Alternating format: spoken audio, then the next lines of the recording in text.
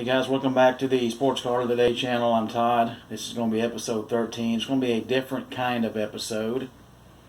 Two cards in front of you today, and what do these two cards have in common? Well, nothing from a baseball card sense, but a little story for today from a little different perspective. Where were you on August the 4th, 1993? Well, I can tell you where I was at. I was a 16-year-old kid in my hometown in the state of Alabama, and I was getting ready to go into what would be my junior year of high school. And on that particular night, what became a very famous baseball game, Nolan Ryan hit Robin Ventura. Ventura was 26 years old. Nolan Ryan was 46 years old. And as a lot of baseball fans know, Ventura charged the mound and got whipped by a man 20 years older than him. And Nolan Ryan had always had the reputation as a no-nonsense guy and a guy you probably didn't want to cross. And Ventura was kind of the all-American boy. And up until this point had been kind of a take your vitamins, drink your milk, say your prayers, go to bed kind of guy. And that all kind of changed on this particular night.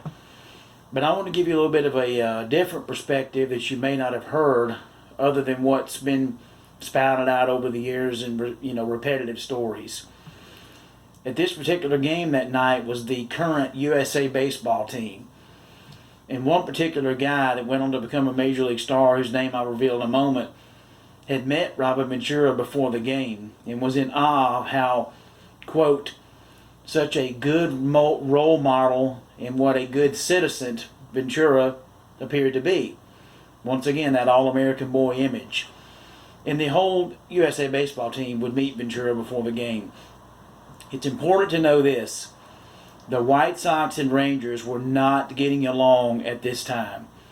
There had been some tensions prior to this game with some bad blood, some pitches being thrown inside or thrown at or plunked. Also, in this very game on August 4th, 1993, in the inning before Ryan hit Ventura, Alex Fernandez had hit Juan Gonzalez, who was Ryan's teammate. It didn't go over well. Something else that doesn't get reported out there much and doesn't get told much about this story. Before the game, Robin Ventura had told his teammates, if I get hit tonight, I'm charging the mound. Doesn't matter who's out there. Well, he gets the lineup card and sees on the mound is Nolan Ryan. Well, he sticks by his guns when some of his teammates say, you still want to charge the mound? He's like, yep. So he followed through, and as we see it on national television, he got beat up. I was watching the game live. And I'll never forget when Ryan threw the pitch in and Nolan Ryan and Ventura come running out. I thought, Ventura's a, decent-sized guy, but Nolan Ryan's a big dude. And he grabbed him in a headlock and started pounding away right on the top of Ventura's head. And something that didn't go over well with, a lot of the White Sox fans is Ventura was thrown out of the game and Nolan Ryan was not. And there's two ways to look at that. One, Ventura charged the mound, okay? And then the other one is self-defense for Nolan Ryan.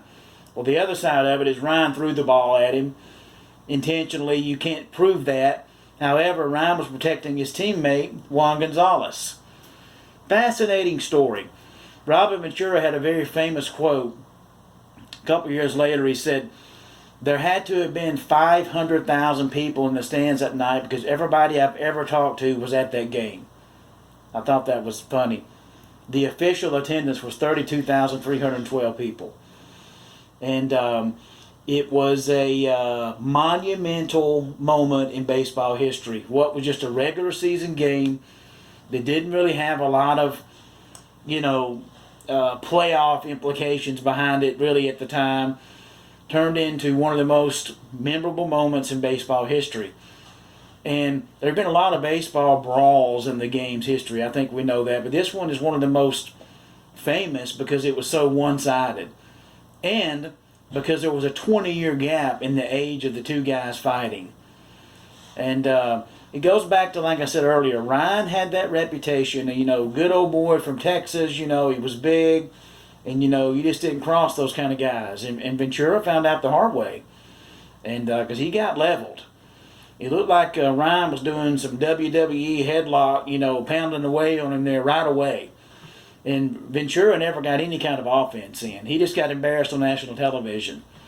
And to this day, here we are, 27 years later, he said he's never lived it down. It comes up in every conversation he has about baseball, that somebody that he's never talked to that wants to discuss his past. And that's something he, got used to pretty quickly. Now, in the beginning, he was, kind of a prick about it. He would blow it off or say, I'm not talking about that, I'm sick of talking about it. But I think he learned as he got older and mature that, it's something that he brought on himself and he was going to have to learn to deal with. And for Nolan Ryan's part, he didn't really say much about it, other than, whatever happened, and, kind of move on from there. So I just thought it was funny. The cards in front of you are the 1990 Upper Deck Robin Ventura rookie card, that version. There's other rookie cards of Ventura. The 91 Upper Deck Nolan Ryan's one of his more, I think, best looking cards. I have many Nolan Ryan cards. My oldest Nolan Ryan card is a 1970 Topps. That is a very valuable card. I do not have it here. It is put away. But I have, several cards here at this current location of Nolan Ryan. But that's just one I just grabbed, was the 1991 Upper Deck. But it's a famous moment in baseball, and one that I remember as a 16-year-old kid watching. I had just turned 16 at the end of July, thinking, wow, because it happened to be, I think it was an NBC game that night, game of the week, something of that nature. And what a fantastic moment to see live, especially as a kid, getting to see a real fight, in a baseball game, and seeing a 46-year-old whip a 26-year-old. And, Ventura never got to live it down because he got beat up by a guy much older than him on national television. And that's embarrassing. So this was a story that, I probably been better to do it on the anniversary back in August, but, I wasn't, this channel wasn't going back in August, so it's new. My last episode was kind of a more downer, like I don't know if I'm gonna, but I'm moving forward for now. This is episode 13, and I did gain a couple new subscribers. Did have a couple of guys give me some feedback on, hey, just move along, keep going. It maybe it does, without going into it, just keep moving forward for now, and we'll see. But I did gain some new subscribers. I think Angry Old Man subscribed. Thank you for doing that, sir. And the other guy, I think Trading Card Cave. I hope I'm saying that right. And then there's regulars that always are in and out on these videos. They know who they are. And but a story that, one of my favorite stories. And because I was a kid in, the prime of high school, and always a baseball fanatic. Brings me back to good times. So that's going to do it for episode 13 of the Sports Card of the Day. I'm Todd. If you haven't subscribed, please do. And be back soon with episode 14. Thank you very much. Have a good night.